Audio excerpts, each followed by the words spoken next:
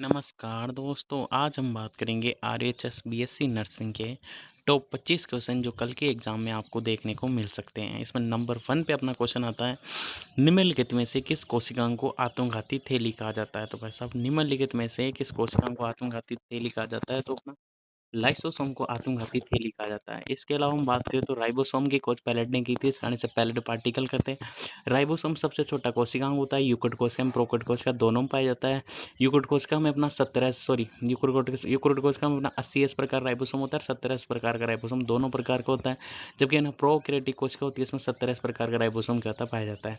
इसके अलावा हम बात करें गोल्जी बॉडी। गोल्जी बॉडी खोज इंपोर्ट किसने की थी, कैमिलो गोल्जी ने की थी।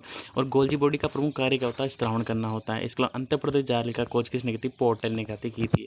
वरना सेकंड जो क्वेश्चन आता है वो क्या होता है, प्रोटीन निर्माण का सक्रिय स्थल कौन सा है। वैसे प्रोटीन निर्माण का जो सक्रिय स्थल होता है वो क्या होता है, अपना राइबोसोम क्या होता है। बट राइबोसोम प्रोटीन निर्माण का सक्रिय स्थल क्या होता है।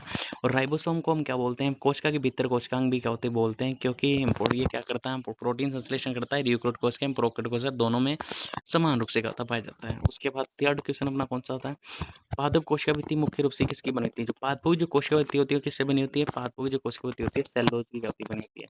इसके अलावा हम बात करें सेलुलोज की, हेमीसेलुलोज की, पैक्टिन की, लिग्निन की, सुबेरिन की क्या होती है, बनी होती है। नेक्स्ट नेक्स्ट हम बात करें चौथे क्वेश्चन की, एक संकर संकरण का फिनोटाइप अनुपात क्या होता है। एक संकर संकरण का जो फिनोटाइप अनुपात होता है वो क्या होता है भाई साहब, 3:1 होता है। इंपॉर्टेंट फिनोटाइप अनुपात क्या होता है, किस जीव की बाह्य आकार की क्या होती है, फिनोटाइप होता है। किस जीव की आनुवंशिक संगठन क्या होता है, जीनी प्ररूप क्या होता है।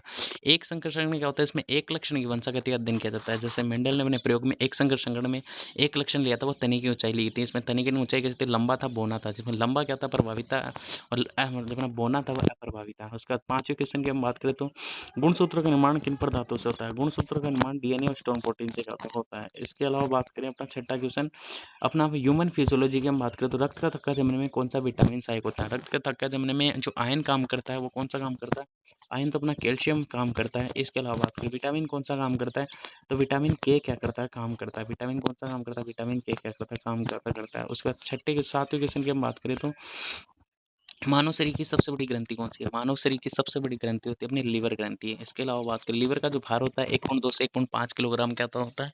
और लीवर की जो संरचनात्मक इकाई होती है वो क्या होती है, हेपेटिक लोबिल्स होती हैं। हेपेटिक लोबिल्स को जो चारों तरफ से आच्छादित रखती है वो गिल्सन कैप्सूल रखता है। तो प्रश्न ये भी आ सकता है कि गिल्सन कैप्सूल कहाँ होता है, तो गिल्सन कैप्सूल अपना लीवर में क्या होता है। उसके बाद आर्टिकुलेशन की हम बात करें तो लार में कौन सा एंजाइम पाया जाता है, स्टार्च का पाचन करता है। सब लार में एक तो लाइसोजाइम एंजाइम पाया जाता है जो क्या करता है, जो अपना जीवाणु विरोधी होता है, जीवाणु का बटन क्या होता करता है। उसके बाद लार में सलाइवरी एमाइलेज जो टाइलिन एंजाइम पाया जाता है जो पीएच 6.8 पर क्या करता है, काम करता है।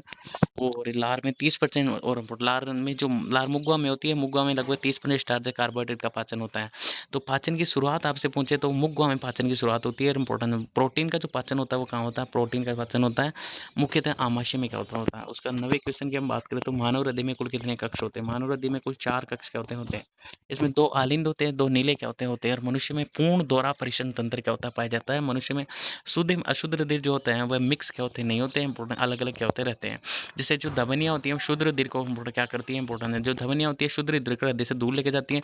जो शिराएं होती हैं रुधिर को हृदय के पास लेके आती हैं। उसके बाद शिराओं में अशुद्ध रुधिर बहता है, धमनियों में शुद्ध रुधिर क्या होता है, बहता है।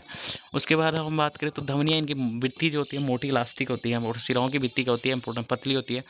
ये क्वेश्चन अभी लैब असिस्टेंट में क्या था, आया था अपनी 10 तारीख को। उसका 10वां क्वेश्चन कौन सा था, वक्र की इंपॉर्टेंट है। वक्र की क्रियात्मक और संरचनात्मक क्या क्या कहलाती है। वक्र की क्रियात्मक संरचना क्या कहती है, नैप्रोन क्या होती कहलाती है। 11वें क्वेश्चन की हम बात करें तो मानव शरीर में ऑक्सीजन का परिवहन किसके द्वारा होता है। मानव शरीर में ऑक्सीजन का परिवहन हीमोग्लोबिन या आरबीसी के द्वारा क्या होता है।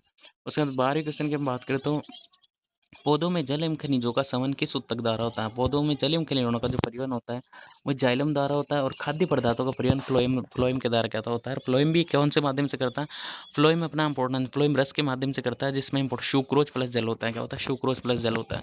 उसके 13वें क्वेश्चन की हम बात करें तो प्रकाश संश्लेषण की दर किस रंग के प्रकाश में सबसे अधिक होती है। वैसे प्रकाश संश्लेषण दर सर्वाधिक नीले प्रकाश में क्या होती है।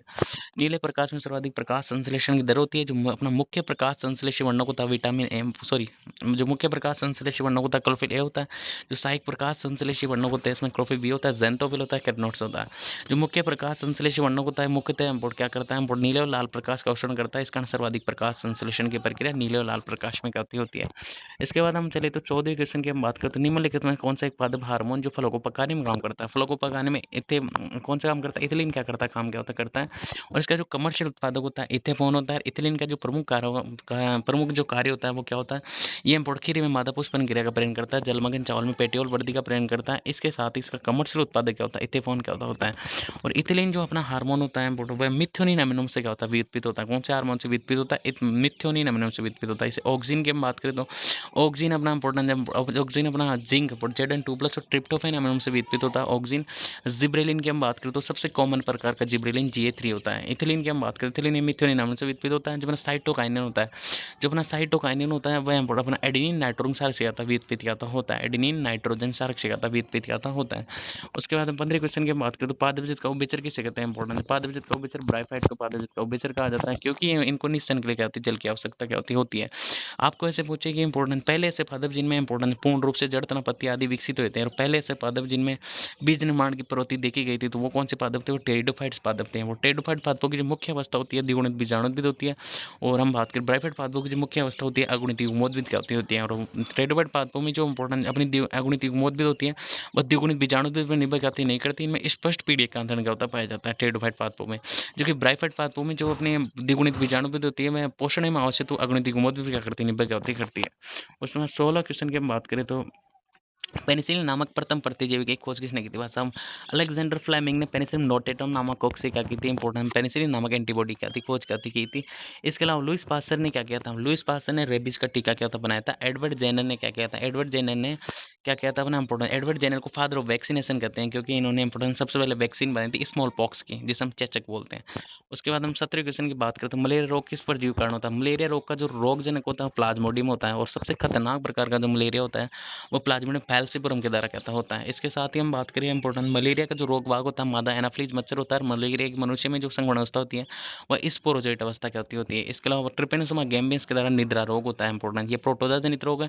एंटामीबा स्टोलिटिका के द्वारा कौन सा रोग होता है इंपॉर्टेंट, ये भी अपना प्रोटोजोआ जनित रोग है। बाउचीरिया ब्रेंकोप्टाई या बाउचीरिया मल्लाई द्वारा कौन सा होता है, फील पाँव हाथी पाँव एलिफेंटियासिस होता है जो एक कृमि जनित रोग है। इसके साथ ही बात करें इंपॉर्टेंट जो अपना एलिफेंटियासिस होता है इसका रोग वाहक क्या होता है, मादा क्यूलेक्स मच्छर क्या होता है।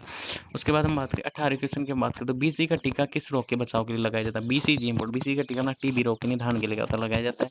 और इंपोर्ट टीबी रोग है जीवाणुजनित रोग है इंपोर्ट, ये कौन से जीवाणु के द्वारा होता है, तो वैसे ही माइक्रोबैक्टीरियम ट्यूबरक्लोसिस के द्वारा कहता होता है। पीलिया रोग वीरियो कोलेरिक कारण होता है। हैजा रोग इंपोर्टेंट हैजा रोग वीरियो कोलेरिक कारण होता है। जो पीलिया रोग होता है, पीलिया किस कारण होता है, तो पीलिया में लीवर प्रभावित होता है, नेत्र नाखून और त्वचा क्या पड़ जाती है, पीली करती पड़ जाती है। इसके साथ ही इसमें जो बिलरुबिन होता है वह इंपोर्ट, इसमें जो बिलरुबिन होता है वह बिलरुबिन का अवशोषण करता नहीं कर पाता है, इस कारण ये क्या होता है पीला रंग क्या होता हो जाता है। उसके बाद हम बात करें इसकी एलिजा टेस्ट किस बीमारी के निदान के लिए किया जाता है। एलिजा जो टेस्ट होता है एड्स का प्रारंभिक टेस्ट क्या होता है, एलिजा होता है। कन्फर्मेंट टेस्ट क्या होता है, वेस्टर्न ब्लॉट टेस्ट होता है। तो यहाँ से एलिजा एड्स का प्रारंभिक टेस्ट होता है। उसका 20वें क्वेश्चन की हम बात करते हैं कि खाद्य श्रृंखला में प्राथमिक उपभोक्ता हमेशा होते हैं, प्राथमिक उपभोक्ता हमेशा शाकाहारी होते हैं। और इनके एग्जाम्पल की हम बात करें तो इसमें कौन आता है, इसमें गाय आती है, बकरी आती है, हिरण आती है, टिड्डा आता है। उसके बाद अपघटन की हम बात करें तो अपघटक की हम बात करें तो अपघटक क्या होते हैं, अपघटक की हम क्या करते हैं बात करें तो अपघटक बन क्या होते हैं, अपघटक होते हैं उन्हें जीवाणु का। और एक खाद्य श्रृंखला में सर्वाधिक मात्रा में अपघटक क्या होते हैं। उसके बाद हम बात करें ऊर्जा का पिरामिड, ऊर्जा का पिरामिड से कहते हैं सीधे होते हैं। ऊर्जा के पिरामिड इंपोर्टेंट, ऊर्जा के पिरामिड से कहते हैं सीधे होते हैं। ऊर्जा के पिरामिड में से क्या होते हैं, सीधे होते हैं। वैसे ऊर्जा के पिरामिड में से क्या होते हैं, सीधे होते हैं। और हम बात करें इंपोर्टेंट संख्या के पिरामिड में से हमेशा क्या होते हैं, सीधे होते हैं। लेकिन परजीवी खाद्य श्रृंखला पेड़ पौधे वाली खाद्य श्रृंखला जो होती है उसमें उल्टे होते हैं। जैवभार के पिरामिड में क्या होते हैं, सीधे होते हैं। लेकिन समुद्री पारितंत्र या जलीय पारितंत्र में क्या होते हैं, उल्टे होते हैं। उसके बाद हम बात करें इंपोर्टेंट 22वें क्वेश्चन की हम बात करें नर जनन हार्मोन निम्नलिखित में से कौन सा है। नर जनन हार्मोन अपना टेस्टोस्टेरोन है या एंड्रोजन है, और ये अंतराली कोश का लेडिंग कोश का द्वारा निकलते हैं इंपोर्टेंट। जो शुक्रजन नलिकाओं के बाहर की तरफ क्या होती है, शुक्रजन नलिकाओं के बाहर की तरफ होती है अपनी लेडिंग कोश का अंतराली कोशिका, अंतराली क्षेत्र में क्या होती पाई जाती है। और शुक्रजन नलिका के भीतर की तरफ अपनी नरजनन कोशिका होती है, अपनी सट्टोली कोशिका क्या होती है। जो सट्टोली कोशिका होती है इनका प्रमुख कार्य क्या होता है, परिपक्व और शुक्राणु को पोषण प्रदान करना। उसका 23वां क्वेश्चन कौन सा होता है, ग्राफन पुट्टिका कहाँ पाई जाती है, बस ग्राफन पुट्टिका इस तरीके अंडाशय में क्या पाई जाती है, इस तरीके अंडाशय में पाई जाती है। इसके अलावा हम बात करें इंपोर्टेंट अपने चॉइस है क्वेश्चन की। तो टेस्ट ट्यूब बेबी तकनीक में क्या होता है? टेस्ट ट्यूब बेबी तकनीक में अपना जो पहला ऑप्शन है, निश्चन प्रकरण के अंदर विकास भी अंदर, गलत बात है। निश्चन प्रकरण के बाहर और विकास गर्भाशय में, गलत बात है। निश्चन माता शरीर के शरीर में, विकास प्रणाली में, बिल्कुल सही बात है। अपना सी ऑप्शन इसमें क्या होता जाएगा? सी ऑप्शन अपना इसमें क्या होता जाएगा? उसके बाद हमको टेस्ट ट्यूब बेबी क्या होती है? टेस्ट ट्यूब बेबी में दो चीज़ होती है, एक तो इन विट्रो फर्टिलाइजेशन होता है प्लस एम्ब्रायो ट्रांसफर होता है। जब भ्रूण 8 ब्लास्टोमेर तक की अवस्था में होता है तो उसे एम्ब्रायो ट्रांसफर की दो विधि होती है। इसमें एक जिप्ट होती है, एक आईयूटी होती है। जिप्ट क्या होती है? Zygote इंट्राफेल्लोपियन transfer. आईयूटी क्या होती है? इंट्रायूट्रस ट्रांसफर। जो जाइगोट इंट्राफेल्लोपियन ट्रांसफर होती है, जब भ्रूण 8 ब्लास्टोमेर की अवस्था में होता है तो फेल्लोपेनिका में स्थानांतरित कर दिया जाता है। जब भ्रूण 8 ब्लास्टोमेर से अधिक की अवस्था में होता है तो उसे फेल्लोपेनिका में स्थानांतरित कर दिया जाता है। उसका 25वां क्वेश्चन, चिपको आंदोलन का संबंध मुख्य रूप से किससे? चिपको आंदोलन वन्य जीव संरक्षण है, सुंदरलाल बहुगुणा द्वारा उत्तराखंड क्षेत्र में क्या था? प्रारंभ करता किया गया था चिपको आंदोलन। इसके अलावा हम बात करें तो जैविकता संरक्षण की हम बात करें तो जैविकता संरक्षण में जैविकता शब्द का प्रयोग डब्ल्यू जी रोजर ने किया था सर्वप्रथम।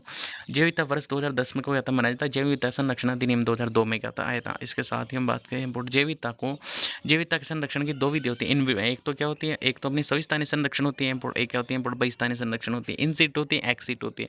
इन सीटू क्या होती है? जीव को उनके प्राकृतिक आवास के भीतर संरक्षित करना क्या होता है? इन सीटू संरक्षण कहलाता है। जीव को प्राकृतिक आवास के बाहर संरक्षित करना एक्स सीटू संरक्षण क्या होता है? कहलाता है। इन सीटू संरक्षण में अपने राष्ट्रीय उद्यान आते हैं, वन्य जीव उद्यान आते हैं, बायोस्फीयर जो होते हैं, हॉट स्पॉट आते हैं। और हम बात करें तो पवित्र उपवन जिन्हें हम ओरण क्षेत्र बोलते हैं, राजस्थान में हम बात करें तो ओरण क्षेत्र, वो क्या होते हैं? किसमें आते हैं? अपने इन सीटों में आते हैं। बाकी सभी एक्स सीटों में आते हैं, जैसे gene bank, pollen bank, seed bank, ripe reservation. इसके अलावा बात करें तो हम किसकी बात करते हैं? इंपॉर्टेंट अपने इंपॉर्टेंट भी। इसके अलावा हम बात करें, ये सभी किस में आते हैं? इंपॉर्टेंट अपने एक्सीटो में आते हैं। इसके अलावा बॉटनिकल गार्डन, जूलॉजिकल गार्डन, जंतुआलय, ये किस में आते हैं? एक्सीटो संरक्षण में क्या आते हैं? और इसके अलावा बात करें जैविकता, जो अपनी जैविकता होती है उसके उसके हास के चार कारण होते हैं। इंपॉर्टेंट नीट में भी आया था इस बार सवाल। जैविकता हास के चार कारण होते हैं। उस चार कारण कौन से होते हैं? आवासों की छत्तीम खंडन, क्षय विलुप्तता, अतिदोहन, विदेशी जातियों का आक्रमण। इसमें भी सबसे इंपॉर्टेंट जो जैविकता हास का प्रमुख कारण कौन सा होता है? प्रमुख कारण होता है आवासों की छत्तीम खंडन। तो ये वीडियो जो मैंने ये 25 क्वेश्चन नहीं किया, 25 क्वेश्चन के माध्यम से मैंने 25 आपको अलग जानकारी दी है, तो वो भी आपके लिए इंपॉर्टेंट है। तो चैनल पर नहीं हो तो चैनल को सब्सक्राइब कर दीजिए। अभी धन्यवाद।